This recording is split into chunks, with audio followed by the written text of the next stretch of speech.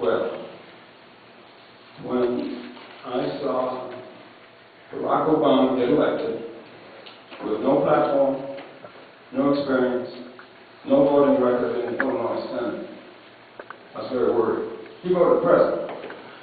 That's a tremendous position. If your representative votes president, you're really being represented. That bothered me. The Reverend Wright issue sealed the deal for me. That's not an American. That's not a person with my values. That's not a person with the traditions that I've grown up with. So my ears went up. So he's elected, and he's going to do all this stuff. But I lost a bet with my wife that he'd be elected. Then I lost a bet with my wife over health care. No way they're going to pass that with the whole nation screaming in their face, don't do it. Well, they did it. Then, I don't know if you know Alcee Hastings by name, a disgraced federal judge, kicked off the bench for taking a bribe, and now he's a senator from Florida. The reporter says, Alcee, sir, is that constitutional? He said, Constitution. We make it up as we go. At that point, I know we've got an issue. We've got an issue because we have Congress out of control, and they are not the least bit concerned about the Republic. They intend to make us one great nation run from Washington, D.C. That's not who we are. We're a 50 sovereign nations set up by the founders, starting with the Articles of Confederation. Seeing that, I thought, well, states are going to have to stand up. So now we've got a primary election going on. We had 7 Republicans, I think, at one time. So I'm watching. If I say the top 3, that might be majority, but I'm watching 3 or 4 who are definitely front runners. And out of those, 1 had a constitutional platform. Had I gotten in the race at that point, and you got 2 constitutional candidates, we're both gone now. So I laid low, thinking this is going to work out, because it was so close. And then, whether it was poor judgment or dirty politics, we had an event that took the constitutional candidate out of the race, in my mind at that point. And my wife says, well, what are you going to do?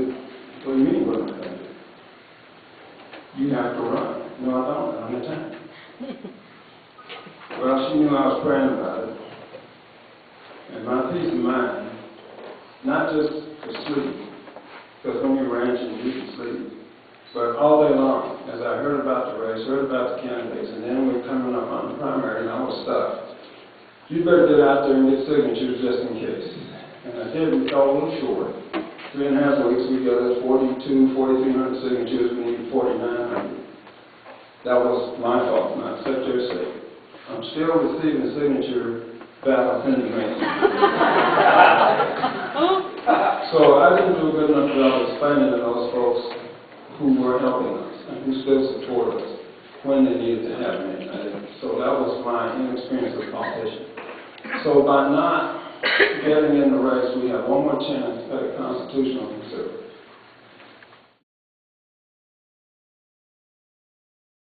That I'm going to somehow split the vote and elect a Democrat. Not mathematically possible in Wyoming. Except if all of the Republicans, or 50% of the Republicans, vote for it. Dave Frinthal had 2 terms because he got over 50% Republican vote. Period. Without that, you don't elect a Democrat. Or anybody else. There are, in the primary, 82% of the voters were Republican. 18% were Democrats.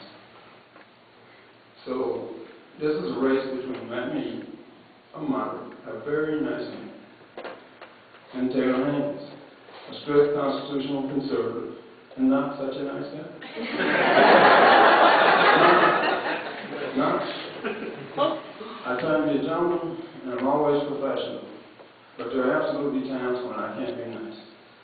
One of those is going to be, if you elect me governor as a writer, with your authority, your constitutional authority, I'm going to take this state back. I'm going to collect 100% of our mineral royalties. I'm going to manage all of our land.